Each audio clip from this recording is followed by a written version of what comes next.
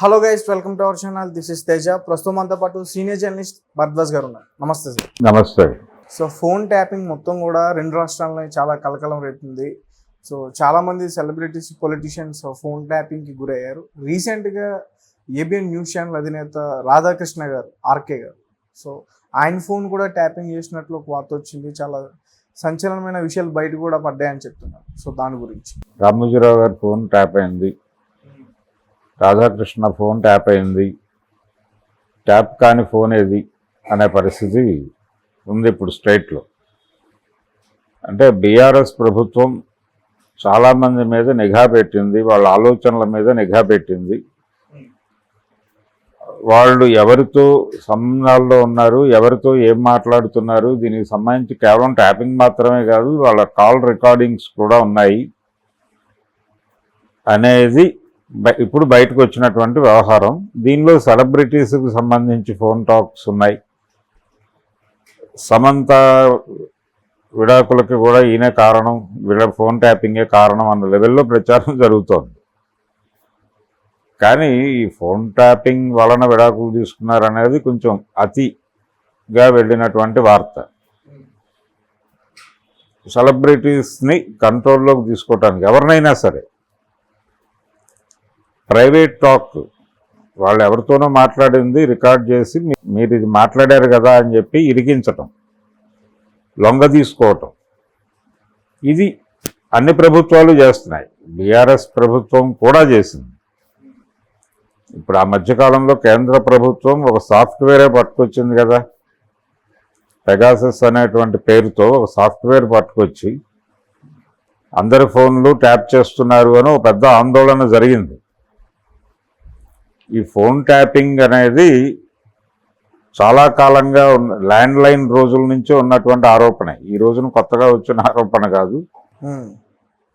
ప్రతిపక్షాలు అధికారంలో ఉండగా తన ఫోన్ ట్యాపింగ్ అయిందని రాజీవ్ గాంధీ గారు కూడా ఒకసారి బాధపడిన సందర్భాలు ఉన్నాయి.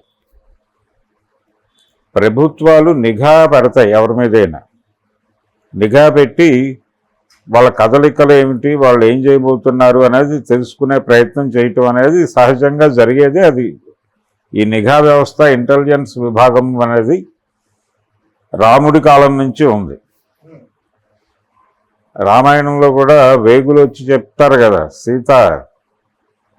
సీత గురించి ఒక చాకలి చెప్పడు ఇలా మాట్లాడుకున్నాడు, ఇలా మాట్లాడాడు అంటే ప్రజల్లో ఈ అభిప్రాయం ఉంది కాబట్టి దాన్ని గౌరవిస్తూ నేను మా ఆవిడ్ని పంపించేస్తున్నాను అడవులకి అని పంపించారు కదా అడవులకైనా.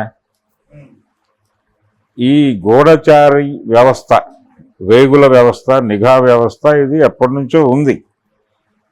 అందులో భాగంగా ఇప్పుడు ప్రపంచం అంతా ఫోనుల్లోనే బతుకుతోంది కాబట్టి ఈ ఫోన్ ట్యాప్ చేసి ఆ కాన్వర్జేషనల్ రికార్డింగ్స్ తన దగ్గర పెట్టుకుంటే బెదిరించడానికి అవకాశం ఉంటుంది, లొంగ తీసుకోవడానికి అవకాశం ఉంటుంది, ఏం చేయడానికైనా ఒక అవకాశం ఉంటుంది డెఫినెట్గా. చాలామంది ఫోన్లు ట్యాప్లో ఉన్నాయి. కేవలం ఇప్పుడు బయటకు వచ్చిన పేర్లు మాత్రమే కాదు,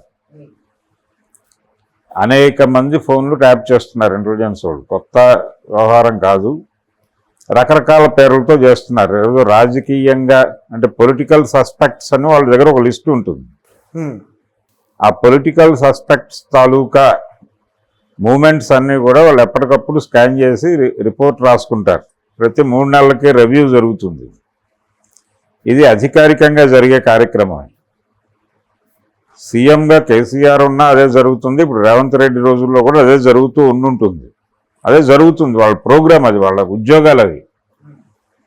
అందులో భాగంగా ఈ ఫోన్ ట్యాపింగ్ అనేది కూడా ఇంకా కొనసాగుతోందా? లేదు మా ప్రభుత్వంలో ఫోన్ ట్యాపింగ్ లేవు అని ఏదైనా ప్రకటించగలరా రేవంత్ రెడ్డి? జగన్మోహన్ రెడ్డి గారి ప్రభుత్వంలో కూడా అక్కడ కూడా ఫోన్ ట్యాపింగ్లు జరుగుతున్నాయి, ఇక్కడ జరిగాయి, జరుగుతాయి కూడా. తెలుగుదేశం ప్రభుత్వ హయాంలో కూడా జరిగినాయి. కాంగ్రెస్ ప్రభుత్వం వైఎస్ రాజశేఖర రెడ్డి నాయకత్వంలో అధికారంలో ఉన్నప్పుడు కూడా ఫోన్ ట్యాపింగ్ గొడవలు జరిగినాయి. ఏం సాధిస్తారు దీని ద్వారా? ఎవరితో సంబంధాల్లో ఉన్నారు? ఇప్పుడు ఓటుకు నోటు కేసుకి ఉన్నటువంటి ఆధారం ఏమిటి? ఫోన్ ట్యాపేగా. ఒక ఎమ్మెల్యే కొనుగోలుకు సంబంధించి రేవంత్ రెడ్డి అక్కడ ఉండగా చంద్రబాబు నాయుడు ఆ ఓటు వేయాల్సినటువంటి ఎమ్మెల్యేతో ఎమ్మెల్సీ ఎన్నికల్లో ఓటు వేయడానికి అతని సహకారం కోరుతూ మాట్లాడిన పద్ధతి కదా. దానిలో వాయిస్ చంద్రబాబుదే అని కూడా కన్ఫర్మ్ చేశారు కదా నిఘా వ్యవస్థలు. లక్కీగా ఆయన అరెస్ట్ కాలేదు, ఆ కేసులో ఆయన్ని ఇంకా అరెస్ట్ చేయలేదు కాబట్టి అలా అది నేరం అవునా కాదా అనే సందిగ్ధావస్థలో ఉంది. కానీ సీరియస్గా ఆ కేసు మూవ్ అయితే ఏంటి పరిస్థితి? రేవంత్ రెడ్డి చంద్రబాబుది ఇద్దరూ లోపలికి వెళ్ళే అవకాశం ఉన్న కేసు కదా. ఈ ఫోన్ ట్యాపింగ్ పర్సనల్ ఏరియాలోకి వచ్చి జనాల్ని నిఘా వేయటము, ప్రజలు ఏం మాట్లాడుకుంటున్నారో తెలుసుకోవాలనే ప్రయత్నం చేయటము, ఇది దుర్మార్గమే.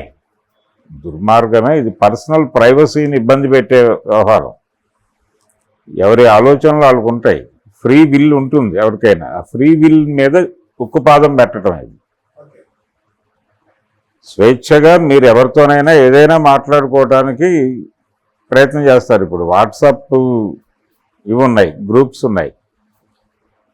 వీళ్ళు ఒక చోట కలుసుకుని ఉద్యమం చేద్దాము అని చెప్పి ఒక ట్రేడ్ యూనియన్ వాళ్ళు వాళ్ళ మెంబర్స్ అందరికీ వాట్సాప్ మెసేజ్ పెట్టారు. వీళ్ళు వెళ్ళేసరికి అక్కడ పోలీసులు ఉన్నారు. పోలీసులకి ఎలా తెలిసింది? వీళ్ళు పర్మిషన్కి అప్లై చేయడం లాంటిది కూడా చేయలేదు. సడన్గా కొంతమంది అక్కడ అసెంబ్లీ అయ్యి ఒక చిన్న ఊరేగింపు చేద్దాం అనుకున్నారు, ఒక నిరసన కార్యక్రమం. వీళ్ళు వెళ్ళేసరికి అక్కడ పోలీసులు ఉంటే వీళ్ళు షాక్. ఏంటి జరిగింది, ఎలా తెలిసింది వీళ్ళకి సమాచారం అని? వాట్సాప్లో కదా మీరు సమాచారాలు అందిపుచ్చుకుంది, అది చాలు మాకు, మీరు మా పరిధిలో వచ్చేసారు, అందుకని మేము వచ్చి ఇక్కడ నుంచున్నామని చెప్పారు. అది ఇది చాలా వ్యవహారాల్లో జరుగుతుంది. ఫేస్బుక్లో రాస్తున్నారు చాలామంది, అలాగే ట్విట్టర్లో రాస్తున్నారు, ఎక్కడ పడితే అక్కడ తమ అభిప్రాయాలు చెప్తున్నారు, యూట్యూబుల్లో అక్కడ.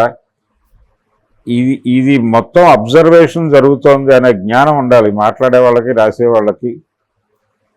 వీటన్నిటి మీద ఒక నివేదికలు తయారవుతాయి ప్రతి 3 నెలలకి.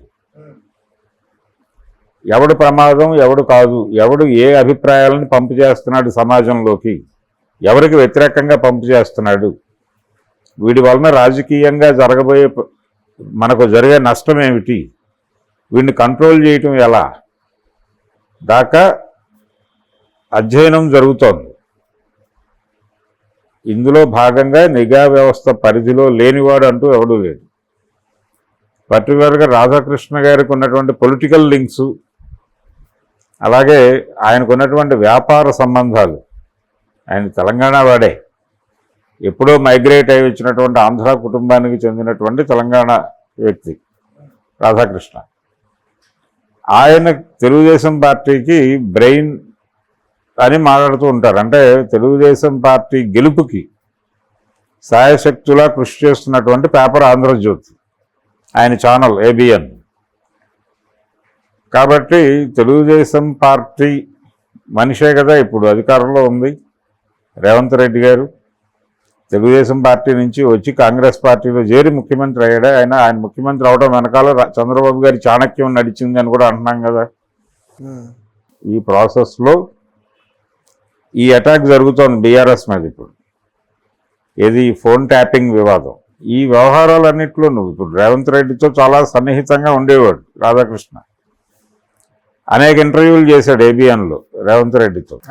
రీసెంట్ గా సీఎం అయిన తర్వాత కూడా రోజు వెళ్ళి ఆయనతో మాట్లాడించి తన ఛానల్లో పెడుతున్నాడు ఆయన. ఈ లెవెల్ సంబంధాలు ఉన్నప్పుడు వీళ్ళు ఏం మాట్లాడుకుంటున్నారో తెలుసుకోవాలనేటువంటి కుతూహలం అప్పటి అధికార పార్టీకి ఉంటుంది కదా న్యాచురల్గా, వీళ్ళ వ్యూహాలు ఏమిటి అని తెలుసుకోవటానికి. అందుకని డెఫినెట్గా రాధాకృష్ణ ఫోన్ ట్యాప్ పెట్టి ఉండొచ్చు. వీళ్ళు ట్యాప్ ఉంది అనే విషయం తెలిసి వేరే ఫోన్స్లో మాట్లాడతారు, వేరే పద్ధతుల్లో మాట్లాడతారు, వేరే పద్ధతుల్లో కమ్యూనికేట్ చేస్తారు. సాధ్యమైనంత వరకు నేరుగా కూర్చొని మాట్లాడుకుంటారు. ఫోనుల్లో కీలకమైనటువంటి సమాచారం బట్వాడా చేయటం క్షేమకరం కాదు అనే విషయం చాలా కాలం క్రితమే, దాదాపు 30 ఏళ్ల నుంచి దేశపు రాజకీయ నాయకులకి అందరికీ స్పష్టంగా తెలుసు. అందుకని ఈ ఫోన్ టాక్ వీడియోస్ అంటే ఫోన్ టాక్ రికార్డింగ్స్ మా దగ్గర ఉన్నాయని చెప్పినంత మాత్రాన భయపడిపోతారు జనాలు అనే పరిస్థితి అయితే లేదు. కానీ అది తప్పే. దానికి సీరియస్గా కోర్టు అవతల వాళ్ళ ప్రైవసీని నువ్వు ఎలాగా దానిలోకి వెళ్ళి నువ్వు ఎలా యాక్ట్ చేస్తావు, అందులో చాలా స్పష్టంగా ఉంటుంది. మీరు వాట్సాప్లో ఎండ్ టు ఎండ్ మేము సేవ్ చేస్తున్నాం, దీన్ని జాగ్రత్త చేస్తున్నాం, ఈ సమాచారాన్ని ఎటువంటి చౌర్యానికి అవకాశం లేని పద్ధతిలో మేము కాపలా కాస్తున్నాం అని చెప్పి ఒక మెసేజ్ ఉంటుంది. అది వాస్తవం కాదు అనేది అనేక ఉదాహరణలు ఉన్నాయి. వాట్సాప్ చాట్స్ ఆధారంగా జరిగినటువంటి అరెస్టులు కూడా ఉన్నాయిగా మన దగ్గర. అందుకని ప్రభుత్వాలు అనుసరిస్తున్న ఈ పద్ధతి మీద ఒక పెద్ద ఎత్తున ఉద్యమం జరిగితే ప్రజాస్వామ్య పరిరక్షణలో భాగంగా పర్టికులర్గా పర్సనల్ ప్రైవసీకి సంబంధించి, ఫ్రీ విల్కి సంబంధించి ప్రభుత్వాలు ఈ అణచివేత పద్ధతుల్లో వెళుతున్నాయి అనే ధోరణిలో ఒక ప్రజాస్వామిక ఉద్యమం జరగాల్సిన అవసరం ఉంది. కానీ వీళ్ళు ఈ ఫోన్ ట్యాప్ పేరుతో ఒక వేరే గొడవ చేసి, అంటే మా ఫోన్లు ట్యాప్ చేస్తారా అనే గొడవే తప్ప అసలు ఫోన్ ట్యాపింగ్ తప్పు, దాని మీద ఒక విధానపరమైనటువంటి ప్రోగ్రాం ఉండాలని అందరినీ కలుపుకుని ఏదైనా ప్రోగ్రాం చేసే ఆలోచనతో ఉందా కాంగ్రెస్ పార్టీ కానీ లేకపోతే ఏబిఎన్ రాధాకృష్ణ కానీ ఆ ప్రోగ్రాంలో ఉన్నారంటే లేరు వాళ్ళు. ఎందుకంటే వాళ్ళు అధికారంలోకి తెస్తున్న పార్టీలు ఇదే చేస్తాయి. ఇప్పుడు కాంగ్రెస్ పార్టీ కూడా ఇదే చేస్తోంది సీరియస్గా. భారతీయ జనతా పార్టీ కేంద్రంలో అధికారంలో ఉండి కూడా అదే చేస్తోంది. ఫోన్ ట్యాపింగ్లు, వాట్సాప్ చాట్స్, సోషల్ మీడియాలో ఎవడ ఎలా మాట్లాడుతున్నాడు, ఏం చేస్తున్నాడు, ఏం రాస్తున్నాడు, ఈ నిఘా చాలా పెద్ద స్థాయిలో నడుస్తోంది. ఇటువంటి నిఘా ఉండకూడదు అని ఒక పెద్ద ఉద్యమం చేయడానికి ఐక్య సంఘటన కట్టే ఆలోచనతో వీళ్ళు ఎవరు లేరు. ఏది మా మీద మా ఫోన్లు ట్యాప్ అయినాయని ఏడుస్తున్న రామోజీరావు కానీ, లేకపోతే రాధాకృష్ణ కానీ, లేకపోతే మరో పొలిటీషియన్ కానీ, సినిమా ఆర్టిస్టులు కానీ, ఇప్పుడు వాళ్ళు చెప్తున్నటువంటి సమంత కానీ మరొకళ్ళు కానీ వీళ్ళ ఫోన్లు ట్యాప్ అయినాయని చెప్తున్నారు కదా, వాళ్ళు కానీ ఎవరికాడికి పర్సనల్ ఎజెండాలు ఉన్నాయి. ఈ పర్సనల్ ఎజెండాతో పర్సనల్ పర్సెప్షన్లో నుంచి మాట్లాడుతున్నారు. కానీ దీని వెనకాల జరుగుతున్నటువంటి ఒక పెద్ద ప్రజాస్వామిక ఉల్లంఘన గురించి ఎవరూ మాట్లాడట్లేదు. ఎందుకు మాట్లాడలేదంటే వీళ్ళు కూడా అదే చేస్తారు కాబట్టి. అందుకని ఈ విమర్శలన్నీ రాజకీయ కోణంలోనే చూడాలి. అది రాధాకృష్ణ అయినా, రామోజీరావు అయినా, మరొకడైనా. చంద్రబాబు నాయుడు ఫోన్ ట్యాప్లు అయినాయి అని కూడా ఉంది కదా. సినిమా యాక్టర్లను బెదిరించి వాడుకునే ప్రయత్నం చేశాడని కదా ఆయన మీద ఎలిగేషన్, కేటీఆర్ మీద. కేటీఆర్ని ఈ అకౌంట్లో లోపలేసా. ఇప్పుడు నిన్న కేశవరావు గారి కుమార్తె బీఆర్ఎస్ నుంచి బయటకు వస్తూ ఆవిడ రాసినటువంటి, కేసీఆర్కి రాసినటువంటి లెటర్లో ఈ ఫోన్ ట్యాపింగ్ వ్యవహారం కూడా ప్రస్తావించింది. ఆవిడ ప్రస్తావిస్తూ ప్రధానంగా కుటుంబ పాలన, దాంతోపాటు ఈ ఫోన్ ట్యాపింగు, అవినీతి ఇవన్నీ ఉండటం వల్ల నేను బీఆర్ఎస్ నుంచి వెళ్ళిపోతున్నానని చెప్పింది ఆవిడ. ఓకే, కావ్య ఇదే మాట్లాడుతున్నారు అందరూ. ఫోన్ ట్యాపింగ్ అనేది ఒక ఇష్యూగా మారుస్తున్నారు. కానీ ఒక ఐక్య ఉద్యమాన్ని నిర్మించే ఆలోచనలతో ఎవడు లేడు. ప్రతి ఒక్కడు ఒక రాయేసి తామేదో, అంటే వాళ్ళని కేసీఆర్నో కేటీఆర్నో తిట్టడం ద్వారా ఇప్పుడు కేటీఆర్ని అరెస్ట్ చేస్తారు ఈ కేసులో అని కూడా ప్రచారం జరుగుతోందిగా. లోపలికి వెళ్ళబోతున్నాడు ఆయన. తర్వాత నెక్స్ట్ అకౌంట్లో ఈ ధరణి పోర్టల్, ఈ వివాదాల్లో కేసీఆర్ గారు కూడా లోపలికి వెళ్తాడని వినిపిస్తోంది ఆల్రెడీ ఒక అభిప్రాయం. ఈ పరిస్థితుల్లో ఈ ఫోన్ ట్యాపింగ్ నాది జరిగింది అని వీళ్ళందరూ ఇంకా పేర్లు వస్తాయి. ఇంకా అనేక పేర్లు బయటకు రాబోతున్నాయి. చూద్దాం. ఈ లిస్టు చాలా పెద్దదే. ఈ ఫోన్ ట్యాపింగ్ నిరంతర ప్రక్రియ. అది ఇప్పుడు ఫోన్ ట్యాప్ కావట్లేదా వీళ్ళందరివి అని ఒకసారి చెక్ చేసుకోవాలి. చాలా ఫోన్లు నిఘాలో ఉన్నాయి. మీడియాలో పనిచేస్తున్న వాళ్ళు, మీడియాలో మాట్లాడుతున్న వాళ్ళ ఫోన్లు కూడా ట్యాప్లో ఉన్నాయి. బయట రాజకీయ విశ్లేషణలు చేస్తున్నటువంటి వాళ్ళ ఫోన్లు కూడా ట్యాప్లో ఉన్నాయి. వాళ్ళు ఎవరితో సంబంధాల్లో ఉన్నారు, ఎవరితో ఏం మాట్లాడుతున్నారు, కాల్ రికార్డింగ్స్ ఉన్నాయి వాళ్ళ దగ్గర. వీళ్ళు బయట మాట్లాడిన ప్రతి మాటకి సంబంధించిన ఒక పరిశీలన జరిపి ఒక నివేదిక, ప్రతి మాట మీద ఒక నివేదికలు రాసేవాళ్ళు ఉన్నారు అక్కడ ఇంటెలిజెన్స్ దీనిలో. సో ప్రపంచం మొత్తం సర్వేలెన్స్లో ఉంది, మనమేం తప్పు మాట్లాడలేదు అనుకుని బుల్డోజ్ చేసుకుంటూ వెళ్ళిపోయి మాట్లాడటమే, అది ఒకటే మార్గం.